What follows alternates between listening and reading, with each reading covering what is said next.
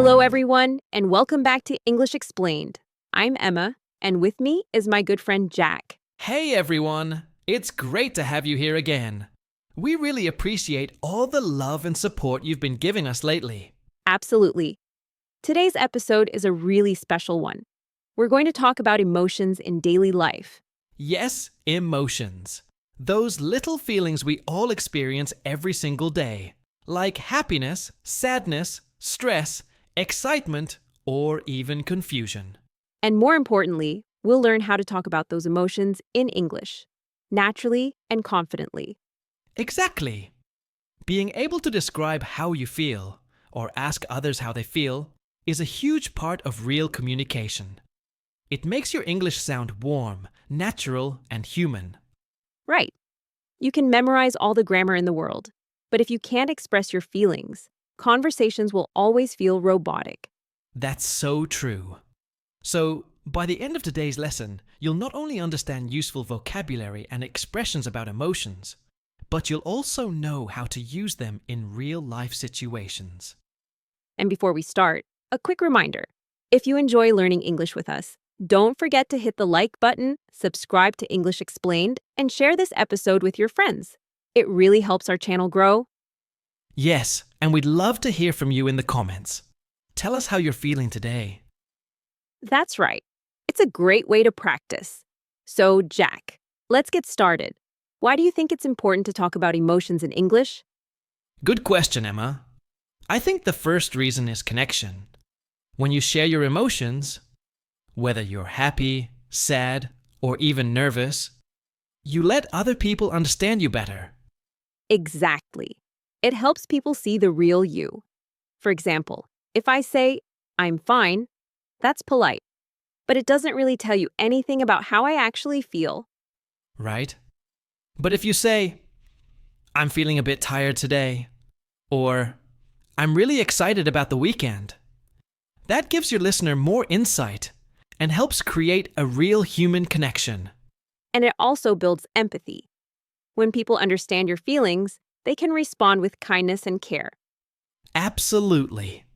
So, expressing emotions is not only good for your English, it's good for your mental health too. Well said, Jack. All right, let's start by going over some of the basic emotions we feel in everyday life. Let's start with the most common emotion, happiness. Oh yes, happiness.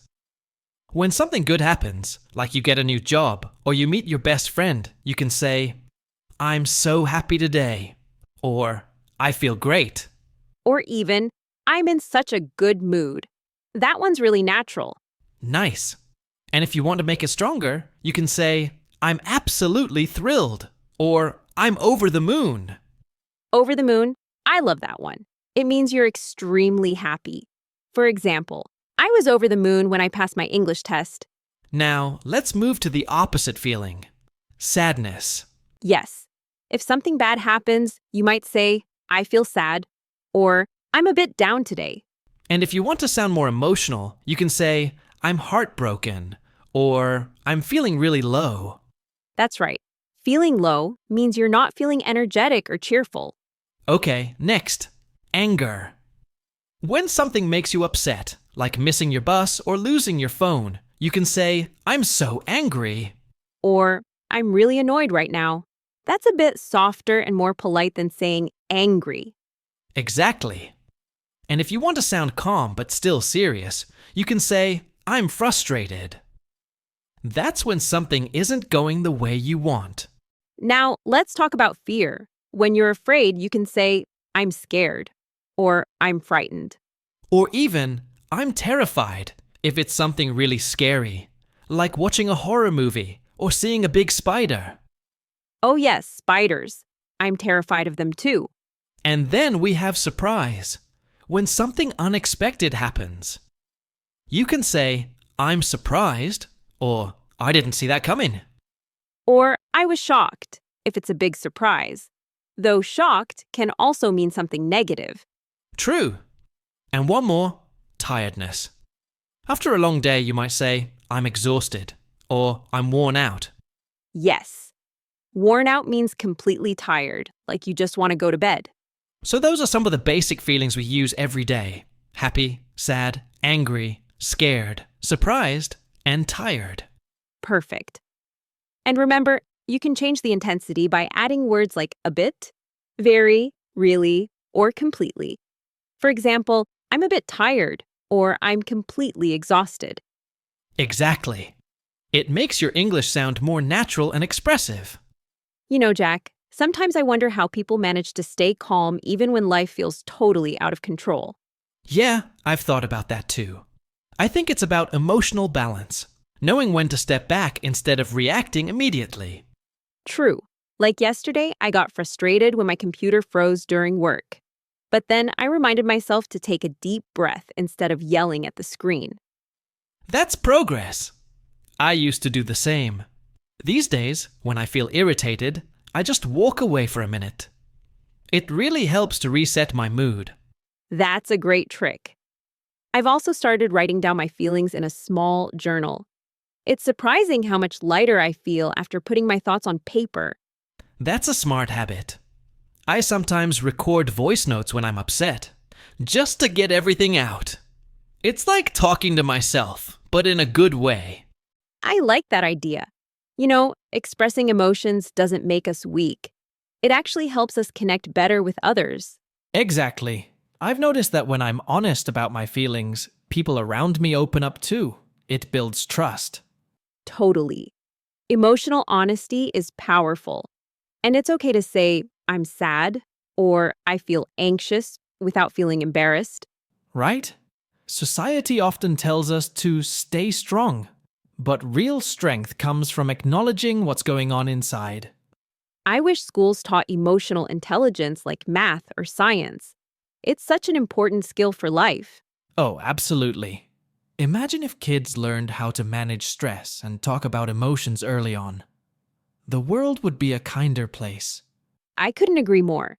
I think understanding our emotions also makes us better at relationships, with friends, family, or even at work. Yeah, because when you understand yourself, you're more patient with others. You realize everyone's fighting their own little battles. That's deep, Jack. You sound like a philosopher today. Maybe just a reflective one. But seriously, learning to handle emotions changed my life. I'm more peaceful now. Same here. I used to hold things inside, but now I let them flow. Talking about it, like we're doing now, really helps. Yeah, this chat is like free therapy. Exactly. And maybe someone listening to us right now will feel encouraged to open up too. I hope so. If you're listening, just remember, it's okay to feel everything. Happiness, sadness, anger. They all make you human. Beautifully said, Jack. You can't avoid emotions, but you can learn to dance with them. That's a great way to put it. Dance with your emotions instead of fighting them. I think that's the perfect note to end today's talk on. Yeah. Thanks for the chat, Emma. Talking about this stuff always reminds me to stay kind. To myself and others. Same here. And to everyone listening, take a moment today to check in with yourself. Ask, how am I really feeling? Because when you understand your emotions, you understand life a little better. Jack, do you ever feel like no matter how hard you try, life just keeps throwing challenges at you? Oh, all the time. Some weeks feel like a non-stop roller coaster. But I've realized stress is something we can manage. Not eliminate, but manage. That's true. I used to believe stress meant I was failing. Now I see it's just part of being human. Exactly. What matters is how we respond to it. For me, small things like going for a walk or listening to calm music make a big difference. Same here. Walking clears my mind too. Sometimes I just step outside, look at the sky, and breathe. It helps me remember that not every problem is as big as it feels in the moment. Yeah, perspective is powerful. I remind myself, this moment will pass. It's simple but calming. That's beautiful. I also try to talk kindly to myself, like I would to a friend. Instead of saying, why can't you handle this? I say, you're doing your best. That's so important. Self-talk shapes how we handle stress. When we speak gently to ourselves, we feel more grounded. Absolutely. And you know, sometimes it's okay to take a break. We don't always have to be productive. Right? Rest is productive too. When I'm burned out, I step away for a bit.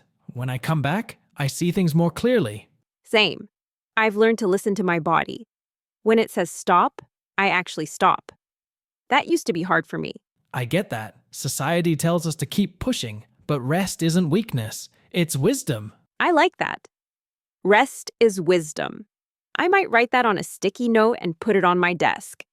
Go for it. You know, I've also started using gratitude to handle stress. Every night, I list 3 good things from my day, even small ones. That's lovely. I do something similar. I keep a joy list. When I feel down, I look at it. It reminds me that good moments still exist. That's such a nice idea. I think focusing on small joys helps us stay positive, even when things are rough. Definitely. Like a warm cup of tea, a funny video, or a message from a friend, those tiny moments can turn a bad day around. Exactly. It's not about ignoring problems, but balancing them with gratitude. Yes, you can't stop the waves, but you can learn to surf them. Perfect metaphor. And sometimes, talking to someone helps too. I used to keep my stress to myself, but sharing it makes it lighter. I agree. Talking makes you realize you're not alone. Everyone has their own struggles. We just don't see them. Right? And once you open up, you often find support in unexpected places. True. And sometimes it's okay to ask for help from friends, family, or even professionals. Yes, seeking help doesn't make you weak. It means you're brave enough to face what's happening. Well said, Jack. I think one of the best ways to stay positive is to be gentle with yourself, even on the hard days. Absolutely. No one's happy all the time. The goal isn't to be perfect, it's to keep moving forward. That's the secret. Progress, not perfection. Exactly. And to anyone listening, take it one day at a time. Breathe, rest, and remind yourself that tough times don't last forever. Beautiful. You might feel stressed now, but brighter days are always ahead. Couldn't agree more. All right, I think that's a good note to end on. Yeah. Thanks for another meaningful chat, Emma. Thank you too, Jack. And to our listeners, take care of your mind, your body, and your heart. See you all next time. And remember, you're stronger than you think. Jack, we've talked a lot about emotions these past few episodes: happiness, sadness, stress, gratitude. But I think the most powerful thing is learning how to stay emotionally strong through it all. Absolutely, Emma. Life will always have ups and downs, but emotional strength helps us stay balanced. It's not about being happy all the time. It's about handling feelings with understanding. Exactly. Emotional strength doesn't mean we don't feel pain. It means we can face it and still move forward. Right. I used to think being strong meant hiding my emotions. Now I know real strength is being honest about them. I love that. Vulnerability isn't weakness, it's courage. When we share what we feel, we connect with others more deeply. And connection helps us heal. You know, when I started opening up about my worries, I found comfort in people I didn't expect. That's beautiful. I think one big part of emotional strength is self-acceptance. Being okay with who you are, even when you're not at your best. Totally. You don't have to fix every feeling. Sometimes, you just need to sit with it and say, this is how I feel right now, and that's okay. Yes, feelings aren't permanent. They move like waves. They come, they go, and they teach us something each time. That's so true. And when you start learning from your emotions instead of fighting them, life becomes lighter. Exactly. You stop asking, why is this happening to me? And start asking, what can I learn from this? I like that shift in thinking. It turns pain into growth. And growth makes us wiser, kinder, and more patient with ourselves and with others. Absolutely. And for anyone listening, if you're going through something hard, please remember that emotions are part of being human. You're not broken for feeling deeply. Yes, you're learning, growing, and becoming stronger, even if it doesn't feel like it right now. Emma, do you have any advice for people who want to build emotional resilience? I'd say start with awareness. Notice what you feel without judging it. Then take care of yourself the way you'd care for a friend. Sleep, eat well, rest, and talk to someone you trust. That's great advice. I'd add, forgive yourself. Don't hold on to guilt or mistakes. We all mess up, but we can always begin again. Beautifully said. Forgiveness really does free your heart. And lastly, don't rush healing. Growth takes time. Yes, and even small progress matters. If you smiled once today, that's progress. I like that. One smile at a time. Exactly. You know, Emma, doing this podcast series has reminded me that we all need to talk about emotions more often. Same here. It's made me realize how powerful simple conversations can be. Just talking and listening. Maybe that's the real key. We don't always need big answers, just honest words. Right. And sometimes sharing your story helps someone else find their light. That's true. So, to everyone listening, thank you for spending time with us, learning English, and exploring emotions together. We hope these conversations made you feel understood, inspired, and motivated to keep growing. And remember, no matter how you feel today, it's okay. Every emotion is part of your story. Take care of yourself, be kind to your heart, and never stop believing in better days. Well said, Emma. Thank you, Jack. And thank you to our listeners for joining us in this journey of learning and self-discovery. Until next time, keep practicing, keep smiling, and keep moving forward. Bye, everyone. Goodbye, friends. And remember, your feelings matter.